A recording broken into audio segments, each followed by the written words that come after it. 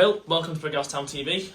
You've had the week now to reflect on Monday's result, and obviously the 2-0 defeat to Works up in the trophy. After thinking over it and watching it back, now you've had a few days sleep as well. How do you reflect on that?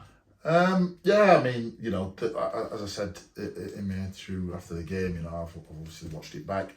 They're a good side. I thought, they've got a game plan that they stick to it. I thought, other than, I know that it was mentioned that they had a lot of opportunities, but I felt that because we played into their hands a little bit by being deep, made a bit too deep, and maybe paying a little bit too much respect that they're a real threat and not trusting ourselves and our qualities enough. And we were a bit light up front, but we know that. We know that's the circumstances at the minute with injuries and whatnot. But we certainly gave them a game and made it difficult for them at times. So on reflection, they're going to be one of the favourites, as I said. But pleased with the performance. And after watching it back, that hasn't changed. You also mentioned there about being lack up front. You said plenty of time to start the season. This is my squad, I want to work with you. But after looking at the options that you've got up front, I know you've got the likes of Myron, you can put Elliot up there, but are you looking out there in the market potentially for something? Yeah, I mean, listen, it's not, when I say we were just a bit light up front on Monday, with players missing and obviously injured, and obviously playing, players like Myron are learning the level. Normy and Javel certainly worked their socks off and caused them problems.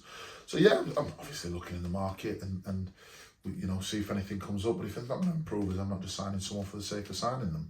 I'm always in the at this level. You're always in the market for players. If a player comes up or on your radar that's going to improve what you do or better than what you've got, you're going to get them in. So irrespective of the position, yeah, I'm always in the market. Yeah, obviously there's no game this weekend. It's going to happen in the season. There's going to be postponements. Obviously, teams getting further in the cup.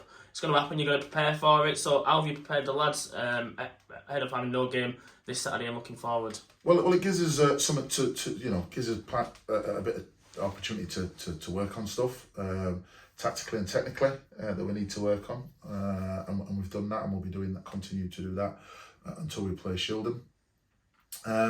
But yeah, I mean, with this little bit of time off, it gives players also the chance to recover and get maybe another body back in terms of that extra 10 days of no game.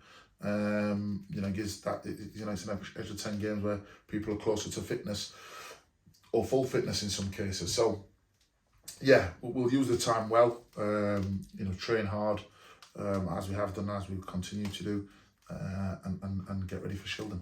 You're speaking now, getting bodies back. We'll first start off with Brett. Obviously, we've had Mike in on Huddersfield. He's still here. Obviously, he's been good for us in the spell he's been here. But obviously, Brett, is looking like he's getting close back to full fitness, isn't he? Yeah, Brett's probably a few days away from running, which he'll not look forward to. But so soon as he starts running, he's just building it up from there. So I reckon from now, Brett's probably 3, maybe 4 weeks.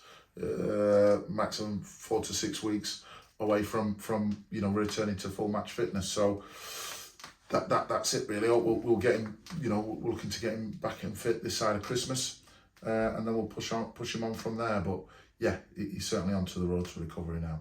Yeah. Matty Nebard as well, obviously, he's had a great start to the season, making the right back position his own before he's got injured. How's he looking? Yeah, Matty was an unlucky one, obviously, with his wrist. He's going to be training, obviously, in the coming week, back to training, obviously with protection on his wrist.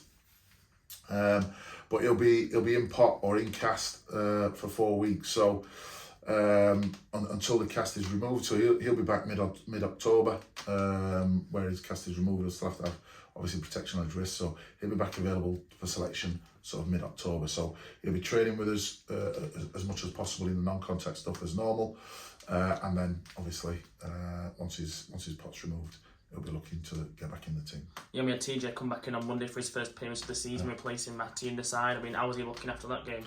Yeah, I mean, TJ was, he's very unfortunate with injuries. His TJ, he tends to carry a knock here and there, and But yeah, he quitted himself really well.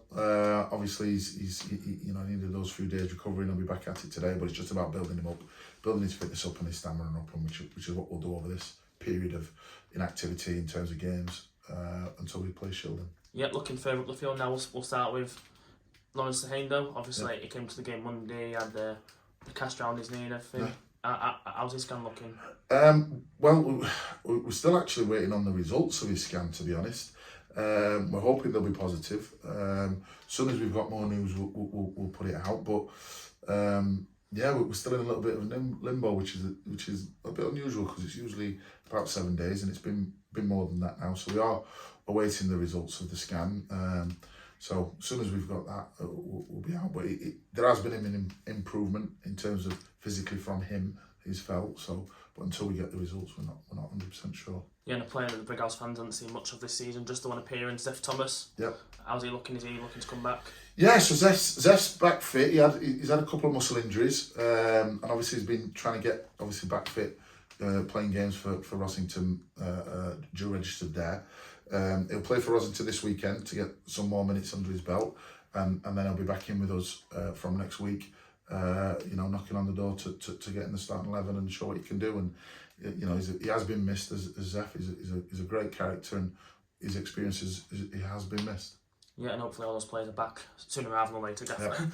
Looking ahead now to the next few games, obviously it's now been announced with Shildon, the postponement we had due to the FA Cup now being played next Saturday, 24th September.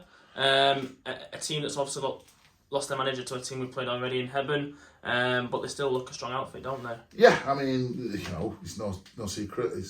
Shildon have been one of our bogey sides since they've joined the division, or since we've been playing them, and although they've had an indifferent start, they went out 6-0 winners against Bridlington, who managed to get a result against Worksop. So that just shows you that they're still a threat, and that don't be fooled by their league position, and don't be fooled by our league position just because we're 5th and I think they're 17th or 16th or whatever it is.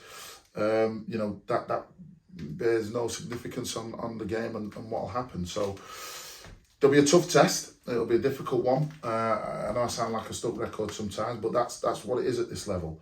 We certainly won't be taking them lightly, and we'll have to be right at it to ensure that we give them a game and hopefully get something from the game. Yeah, and then the game after that we'll obviously preview more after next week's game as well. But North Shields, we touched on it on Monday. Yeah. How long is the away trip of the year, Gaffer? Yeah. So that does influence it. We'll be setting off near on the crack of dawn to get up there. So that does take a lot out of the players' legs. It's a good old journey up there. So from our perspective, we'll have to make sure we prepare fuel. Players get their rest. And North Shields, another one. They broke Ponty's unbeaten run the other night, albeit in the cup. But both teams wanted to progress, and both teams were fully strength, and they came out on top. So they're going to be another threat. So it's, the next couple of games are going to be really difficult, and we'll try to make sure we get points on the board. And I'm sure if we work as hard as we did against Worksop, and a little bit more guile and threat up top, and creativity, and hopefully we'll get results in both games. Yeah, and it's just been announced as well, Gaffer, that John Francis has decided to leave the club based on also personal reasons in terms of his work. Do you want to just go into detail about that? Yeah, I mean, John's been with us a couple of seasons now. He's an absolutely top draw. Got a lot of time and respect for John. He's well respected throughout the football world as a player and as a coach. And obviously, recently, he progressed in his coaching roles and jobs, taking on a role in Ilkley. And he's been offered more responsibilities within that role, and unfortunately it means a sort of a clash with being able to be available for us. Also, it's financially a lot more lucrative for him. So obviously, considering what's going off in the world and everything, it's a decision for him and his family he couldn't turn down. And it's his day job is coaching. He loves it. He's been involved in football for over over 40 years. You know, that's maybe even longer, doing him discredit there. But he's been involved in football a long time, and obviously it's his full-time role. So, John, the door's always open for John if his circumstances were to ever change. But unfortunately, he's had to take on obviously more duties in his current day role coaching, which just means he can't commit to his spread too thin in regards to Brighouse Town and his daytime role at Ilkley. So we wish John all the best. It's been great working with him. Myself and Stacey have learnt a lot from him, and it's been great to have around the place. He's a great character, and he will be missed. But on that note, it does mean there's an area now that I'm looking to strengthen in terms of our coaching staff. Yeah, obviously it's going to take quite a lot to fill someone like John's boots, but for the kind of person that's looking to apply, we're going to get an advert out there. What kind of character and person are you looking for? Yeah, I mean, I've usually sort of gone in house with my recruitment in terms of coaching and my coaching staff. But we're looking at a bit of different approach with this one. So ultimately, it'll be someone who's got coaching credentials, certainly got coaching qualifications, and is doesn't necessarily have to be a highly experienced coach, but must have done some form of coaching and either at this level or at men's football, preferably played in and around non-league, and has non-league experience or men's football non-league experience. And just as a strong sort of passion for coaching. I mean, the rest, I started my coaching journey. What was it now? Nearly 12, 13 years ago, and obviously buoyed by the fact that I'd played a bit of football before that, it laid me in good stead. So I think someone coming into it, needs to understand what the environment is. So needs to understand non-league football, needs to have that experience, but also needs to have a coaching element to them as well. So, and be a laugh, and be a laugh. Have a good personality and a good character around them as well, because we've got some good lads.